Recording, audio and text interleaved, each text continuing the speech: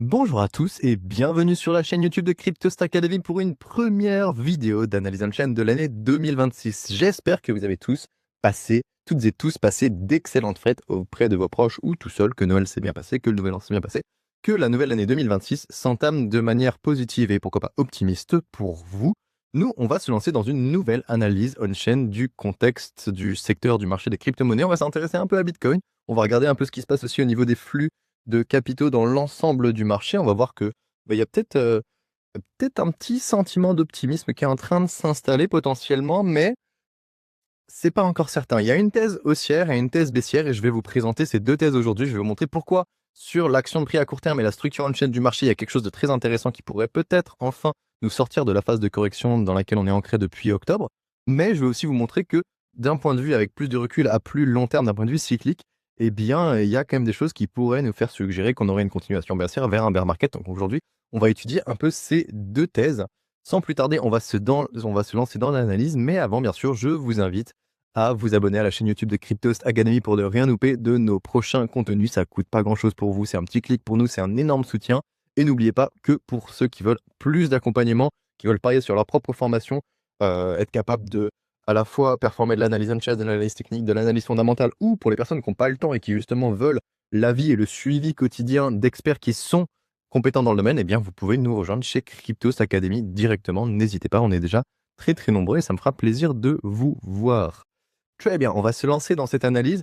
Je vous invite à partir à lire l'article qui est disponible sur le site de Cryptos, simplement parce qu'il y a beaucoup d'annotations dont on va se servir aujourd'hui pour parler du cours du BTC. Il y a pas mal de choses qui vont être plus intéressantes à lire qu'à regarder. Donc je vais bien sûr vous offrir le format vidéo, mais je vous invite quand même à aller rapidement, même simplement survoler l'article, parce que les annotations qui sont présentes sur les graphiques de l'article vont vous permettre d'avoir une meilleure visibilité sur ce que je veux essayer de vous montrer, sur ce que je veux essayer de vous restituer aujourd'hui. On va faire un petit tour d'abord par l'action des prix. Et pour ça, justement, on va utiliser les graphiques de l'article. Pourquoi? Parce que si on se met dans une perspective de l'ensemble de l'année, eh bien, on se rend compte que le cours du BTC, il a quand même interagi avec des niveaux clés très très importants, notamment au niveau des 85, 95 et 105 000. Et actuellement, ce sont ces niveaux qu'il faut surveiller. En gros, dans l'idée, on a invalidé les 105 000 aux alentours de novembre pour avoir une capitulation à court terme aux alentours des 85 000. Actuellement, le prix se situe entre le support des 85 000 et la résistance des 95 000 qui a été testée et qui pour l'instant est rejetée. Il faut voir ce que ça va donner. Tant qu'on est dans ce petit range, il y a stand-by, il ne se passe pas grand-chose. Si on chute sous les 85, pour moi, on rentre dans le bear market de manière déterminée. On a déjà une très très grosse correction de moins 30%. Continuation baissière égale maintien de la tendance baissière structurelle. Et donc là, on pourrait aller chercher des prix très bas. Enfin, ce que j'appelle très bas, c'est des soldes du style BTC, je sais pas moi, 60, 50 000. On ira chercher avec plus de précision des objectifs baissiers si jamais l'invalidation des 85 000 devient concrète, se manifeste. Là, on ira se poser la question, où sont les zones d'opportunité intéressantes? Mais pour l'instant, tant qu'on est dans cette zone entre les 95 et les 85, stand-by. Et si on arrive à franchir les 95, eh bien en fait, de mon point de vue, on n'est pas tout à fait sorti d'affaire, parce qu'il faudrait au moins récupérer les 105 000 pour avoir un retournement de tendance claire. Parce qu'en fait, la résistance des 105 000, ici, elle reste très importante. Et imaginons que le prix ici rebondisse, tape les 105 et se fasse rejeter, et bien du coup, on a quand même des chances de fragilité du prix. Donc il y a en gros plus ou moins 3 scénarios. Le premier scénario, c'est la continuation baissière. On vient rejeter les 95 000, on reteste les 85, on chute en dessous. Là, c'est bear market. Ensuite, il y a un scénario un peu en demi-teinte où on arrive à franchir les 95, mais on bute sur les 105. Et à ce moment-là, on se retrouve entre les 105 qu'il faut franchir pour rétablir une tendance haussière sérieuse et les 85 qui du coup vont être notre support tactique de dernier recours. Et donc à ce moment-là, on sera dans une espèce de range un peu plus élargi entre 105 et 85 à mes yeux. Et ensuite, la version optimiste, si on franchit les 95, on arrive à travailler les 105 et à franchir les 105. Et à ce moment-là, la structure du marché on-chain sera suffisamment intéressante au niveau de la rentabilité des investisseurs à court terme et à long terme pour qu'on ait une poussée haussière qui pourrait nous amener au-dessus des 125 000. Donc ça, c'est le contexte global dans lequel se situe le marché à court terme. Il y a aussi quelque chose d'assez important qui s'est manifesté avec la poussée du prix là en début 2026, c'est une forme de rotation du capital assez intéressante du BTC vers des actifs un peu plus risqués. On avait déjà utilisé ce graphique il y a quelques semaines. Il peut paraître un peu barbare là parce qu'il y a énormément de données, il y a au moins 5 plots donc, dans l'histoire. Mais dans l'ensemble, ce qui est assez intéressant et ce que je veux vous montrer, c'est que on est en train d'avoir un potentiel changement structurel qui est très très intéressant, une rotation progressive du capital vers les valeurs refuges que sont le BTC et les stablecoins, vers des actifs, des valeurs un peu plus risquées qui semblent du coup se mettre place là en début d'année, notamment avec l'Ether et les altcoins. Comment est-ce qu'on peut voir ça? Eh bien, on peut le voir via du coup ce graphique de la dominance. En vert, vous avez les stablecoins, en orange, vous avez le BTC, en bleu, vous avez l'Ether et en rose, vous avez les altcoins. Ça, le total de ces quatre dominances est égal à 100%, donc c'est la totalité de la dominance du marché sur les différents assets, sur les différentes valeurs qui composent le marché des crypto-monnaies. Et en général, durant les tendances baissières, on a tendance à avoir des capitaux qui vont vers les stablecoins et le Bitcoin, qui sont les valeurs refuges. C'est un peu ce qu'on a vu durant la correction ici, avec une baisse des valeurs risquées que sont les altcoins en bleu et en rose, enfin en bleu l'Ether et l'altcoin en rose. Donc souvent, quand on a un marché qui est en mode risk-off, qui veut se délester du risque, on va avoir la dominance des stablecoins et du Bitcoin qui va augmenter, ce qui veut dire que les investisseurs sont en train de protéger leur capital, soit en stablecoin parce que du coup c'est absolument pas volatile et la valeur se conserve, du moins en valeur dollar, soit en Bitcoin parce que du coup c'est un peu l'actif qui est le moins volatile à la baisse en ce moment. Et on a aussi des contextes de marché où les investisseurs, pourquoi pas, sont en train de transiter du capital plutôt sur du risk-on, de prendre des positions un peu plus risquées, et donc de se déployer plutôt sur l'Ether et les altcoins. Et qu'est-ce qu'on voit depuis quelques jours, là, depuis 2026? Eh bien, on voit que la hausse qu'on a eue sur le cours du BTC, eh bien, en fait, elle s'est quand même, elle a quand même été, elle a quand même été suivie d'une chute de la dominance des stablecoins, d'une chute de la dominance du BTC, d'une hausse mineure de la dominance de l'Ether et d'une hausse assez importante, du moins visible, de la dominance des stablecoins. Donc ça, cette évolution-là, elle suggère qu'on a une migration des capitaux hors du BTC et des stablecoins en direction de l'Ether et des altcoins. Ça, c'est une dynamique qui pourrait potentiellement déboucher sur une alt season si elle se maintient et qu'elle gagne en intensité. Je mets beaucoup de pincettes sur le terme alt season parce qu'on est très très loin encore d'une véritable alt season, parce qu'on l'a attendu pendant quasiment tout le cycle haussier. Finalement, on n'a pas eu grand-chose à se mettre sous la dent sur les altcoins, mais manifestement, en ce début d'année, eh bien, il y a quand même des signaux qui indiquent que en fait, les capitaux ils sortent de stablecoins et du BTC pour aller se mettre sur l'Ether et les altcoins. Donc, c'est un signal qui est plutôt intéressant, qui nous indique qu'en début d'année, il y a apparemment des investisseurs qui redéploient leur richesse vers des actifs un peu plus risqués, donc ils sont plutôt optimistes, plutôt confiants, ou du moins ils vont chercher à prendre du risque, ce qui est rarement le cas dans un marché baissier complet. Et il convient toutefois de rester prudent à mes yeux, parce que ce signal il demeure récent et il devrait être surveillé de près afin de déterminer s'il s'agit d'une rotation du capital qui est durable ou d'une simple diversification passagère de début d'année. Donc c'est intéressant pour l'instant, mais c'est un signal qui est encore un peu jeune. Il faudrait voir si structurellement on arrive à avoir quelque chose de sympa. Voilà, déjà avec ces deux informations, avec le graphique des niveaux clés et la dominance, vous avez déjà un petit peu le point de vue de ce qui se passe en début d'année 2026 et où est-ce qu'on pourrait s'orienter à la fois en termes de niveau de prix et en termes de dynamique de rotation de capital. Maintenant que ce point est fait, on va s'intéresser à la tendance à court terme du BTC avec la condition de rentabilité et le comportement de dépense des investisseurs à court terme. Et ensuite, on va s'intéresser à la dynamique d'un point de vue cyclique du BTC parce que là, il y a une forme de synchronicité qui est très très intéressante et que je voulais absolument mentionner. Donc, on va s'intéresser à ça tout de suite. D'abord, par rapport à la structure on-chain du marché, eh bien, on a sur le court terme de nouveaux signaux qui sont plutôt encourageants, notamment en ce qui concerne du coup la rentabilité des investisseurs à court terme. Cette évolution, elle est surtout visible à travers les graphiques comme celui du pourcentage d'offres en profit détenu par les investisseurs à court terme. Donc, pour rappel, ce graphique ici, donc ici on a le prix, ici on a le pourcentage d'offres en profit des investisseurs à court terme qui évolue entre 100% et 0%. Il mesure la proportion de BTC qui est détenue en profit par les acheteurs les plus récents que sont les investisseurs à court terme. Ici en rouge, voilà, j'aurais pas dû le mettre, mais c'est pas grave, vous le voyez. C'est un signal lors duquel qui nous indique lorsque le pourcentage d'offres en profit des investisseurs à court terme est inférieur à peu près à 5%. Donc dans l'ensemble, ça signale des périodes durant lesquelles la quasi-totalité de l'offre des investisseurs qui est détenue par, enfin, des BTC qui sont détenus par les investisseurs à court terme est en perte latente. Donc on a beaucoup, quasiment la quasi-totalité de ces investisseurs qui détiennent leur BTC en perte. Et ça, souvent, ça amène des capitulations à court terme. Vous pouvez le voir à chaque fois. Ça a plutôt bien marqué les points bas des tendances et encore actuellement, ça a eu des signaux pour des opportunités d'achat qui étaient plutôt intéressants.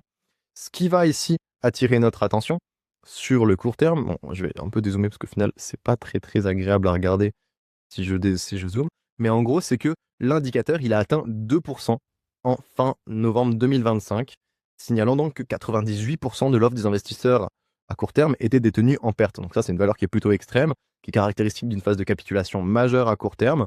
et qui est souvent suivi par une fin de tendance baissière, comme observé du coup entre notamment septembre 2024 ou mai 2025. On peut le voir ici, lorsque les investisseurs à court terme ont quasiment plus de profits latents, qui sont tous dans la sauce et qui ont tous la tête sous l'eau, la majorité d'entre eux commencent à réaliser des pertes, à capituler, et ça, du coup, ça amène un soulagement du prix ensuite, potentiellement, comme ce qu'on est en train de voir actuellement. Et depuis, d'ailleurs, le cours s'est stabilisé, hein, depuis cette saturation baissière. Eh bien, le cours du BTC s'est stabilisé, ce qui a permis d'ailleurs une amélioration progressive de la rentabilité des investisseurs à court terme, qui est estimée actuellement aux alentours d'à peu près, je ne l'ai pas là tout de suite, ça m'étonne. Non, on est revenu à ces valeurs-là déjà? Ah ouais, d'accord. J'ai mal pris, c'est pas 27%, vous m'excuserez. On est plutôt sur du 45%, donc c'est encore mieux que ce que je pensais. Donc à ce jour, près de 45% de l'offre des investisseurs à court terme est détenue en profit. C'est-à-dire qu'entre le moment où il y a une prise de perte aux alentours des 85 et le moment où il y a de la réaccumulation, et ben, il y a déjà pas mal d'investisseurs à court terme qui ont réaccumulé. Et là, vu qu'on a une petite hausse du prix, et ben, ça fait qu'ils ont une rentabilité assez correcte, ou du moins quasiment 45% de tous les acheteurs récents sont en profit, ce qui n'est pas encore idéal parce qu'on n'est pas encore à 50% voire 60%, qui sont les seuils majeurs à partir desquels le sentiment redevient haussier, mais on est quand même sur quelque chose qui est plutôt correct, donc un contexte qui est plutôt favorable à un sentiment optimiste et à un sentiment acheteur à court terme que ce qu'on a vu aux alentours de la capitulation de novembre 2025. Donc j'ai une première amélioration de la structure on-chain à court terme qui, par le passé, a marqué les points bas et la transition entre la fin d'une tendance baissière et le début d'une nouvelle tendance haussière. Donc un peu tôt encore pour savoir si ça va être le cas. Je vous rappelle qu'il faut au moins franchir les 95 pour arriver à valider déjà qu'on sort de ce petit range ici et qu'on n'est pas en danger vis-à-vis des 85 000. Ça reste à voir, mais il y a quand même quelque chose qui est plutôt correct. De ce point de vue-là, à court terme, c'est plutôt cool. Et on peut voir quelque chose de similaire, une dynamique à peu près similaire sur le ratio SOPR, qui lui mesure le comportement de dépense. Donc lorsque le ratio SOPR est supérieur à 1, c'est que les investisseurs à court terme prennent des profits. Lorsqu'il est inférieur à 1, la bande noire ici, 1, c'est qu'ils sont en train de prendre des pertes. On a des phases de prise de perte majeures au niveau des bottoms de capitulation, et on a des phases de prise de profit majeures qui ne sont pas ici indiquées, mais au niveau des sommets qui nous indiquent qu'il y a beaucoup de prise de profit, qu'on est en train de véhiculer une pression de vente assez importante à court terme. Et en plus, elle s'est aussi accompagnée d'une pression de vente à long terme dans ce cas précis. Et donc ça peut ralentir le prix. Donc très très intéressant aussi cet indicateur. Et ce qu'on peut voir, c'est que ici, après une prise de perte qui a été assez importante, une phase de capitulation avec des pertes réalisées par les investisseurs à court terme, du coup, aux alentours de fin novembre, ici aux alentours du 21 novembre, eh bien, les pertes réalisées par les investisseurs à court terme, elles sont progressivement commencées à ralentir. Je vais essayer de zoomer cette fois-ci. Bon, c'est pas encore idéal malheureusement, mais pas très très grave, hein, dans tous les cas. Ça reste plus ou moins visible. Et ce qui nous intéresse, c'est que en fait, la prise de perte elle est en train de diminuer jusqu'à devenir quasiment nulle. On est même passé légèrement au-dessus de 1, ce qui est très très positif. Il faut arriver à se maintenir au-dessus de 1, comme durant les transitions récentes, pour avoir un nouveau sentiment haussier. En gros, la dynamique, c'est la suivante. On a le SOPR qui passe en dessous de 1, on a un moment de capitulation, et ensuite on voit que la prise de perte ralentit, jusqu'à ce que le SOPR passe de nouveau au-dessus de 1, et lorsqu'il est au-dessus de 1, et à ce moment-là, on peut avoir une nouvelle impulsion haussière.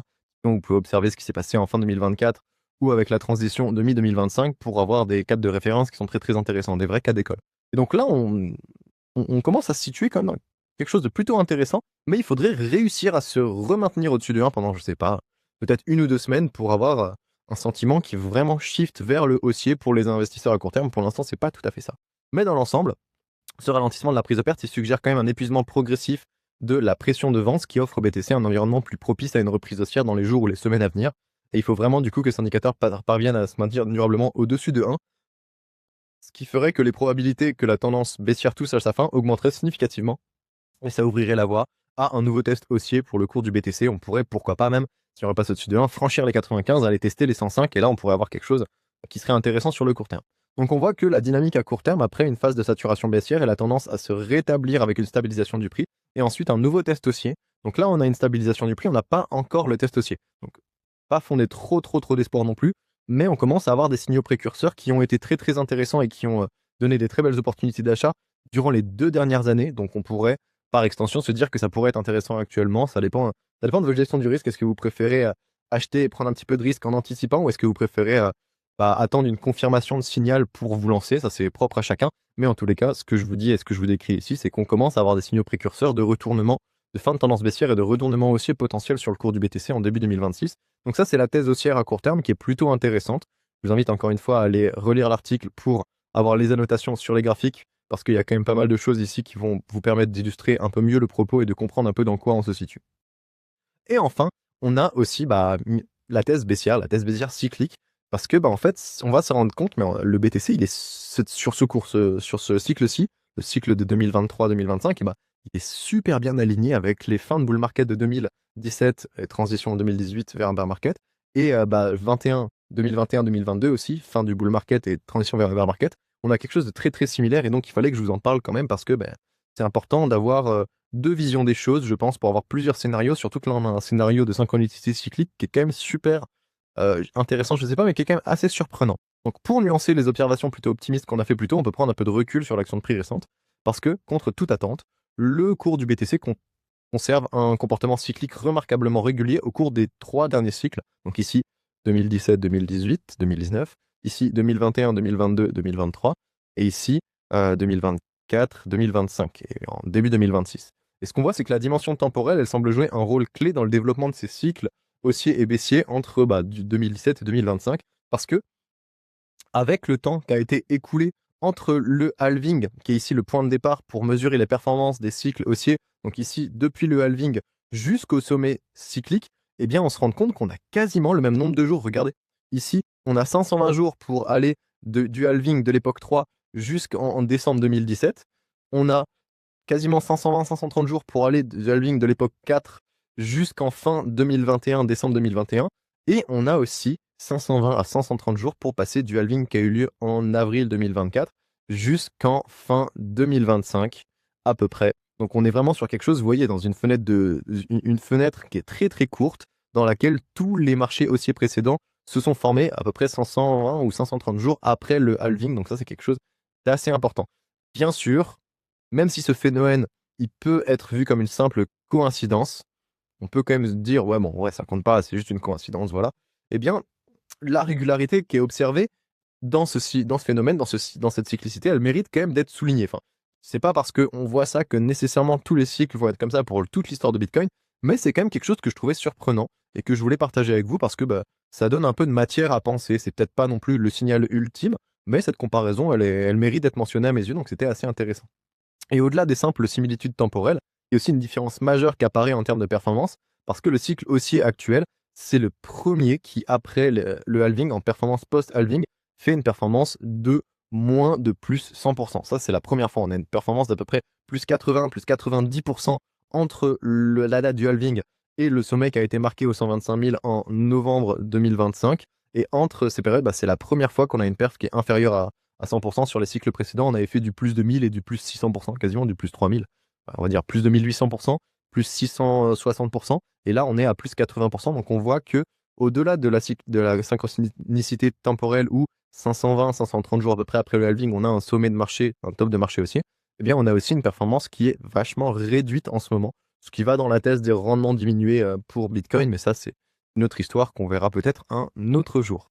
Et pour ajouter, on a un constat similaire qui peut s'appliquer au temps qui a été écoulé entre le point bas du cycle précédent et le sommet du bull market qui lui succède. Alors, typiquement, le bottom de 2022, de fin 2022, aux alentours des 16 000 $ même, on a pris entre 150 et 160 jours pour arriver au sommet cyclique qu'on a pour l'instant imprimé en fin 2025. Et c'est quasiment la même chose pour les cycles de 2017 avec le bottom en 2014 jusqu'en 2017 et le bottom de 2021 avec le bottom en 2018 jusqu'en 2021. On a des performances qui sont très différentes, mais encore une fois, sur le point de vue cyclique, on a des fenêtres temporelles qui sont très très très très similaires. Historiquement, les 3 derniers cycles haussiers, ils se sont étendus sur 1050 à 1060 jours avant d'atteindre leur sommet. Ça, c'est quand même assez importante. Et donc, on voit bien qu'on a ici une cyclicité qui est particulièrement observable à la fois sur la dimension temporelle post-halving et à la fois sur l'entièreté du cycle haussier depuis le point bas précédent. On a quelque chose d'assez similaire. Et on peut aussi noter que le marché actuel est le premier à enregistrer une performance inférieure à moins 1000% sur la totalité de son cycle, parce que les cycles précédents, on a fait plus 10 000% quasiment entre 2015 et 2018, plus 2000% à peu près entre 2018 et 2022, et depuis 2022 jusqu'en 2025, on a fait à peu près plus 700%, ce qui est une performance tout à fait honorable, mais c'est la première fois qu'on fait moins de plus 1000% pour un cycle haussier depuis le point bas du cycle précédent. Donc, si on se fie aux dynamiques qu'on a observées au cours des 2 cycles précédents et qu'on les calque sur le cycle actuel, en fait, on serait juste en train d'entrer en bear market Donc un bear market qui pourrait être une période prolongée de tendance baissière, qui pourrait durer à peu près 1 an, parce que les bear markets des cycles précédents ont duré à peu près 1 an, entre la fin 2017 et fin 2018, entre fin 2021 et fin 2022, pourquoi pas fin 2025 et fin 2026, à peu près 1 an de baisse. Donc ça, c'est pour la thèse baissière cyclique. Et ensuite, on a la thèse haussière à court terme. Les deux ne sont pas incompatibles, encore une fois.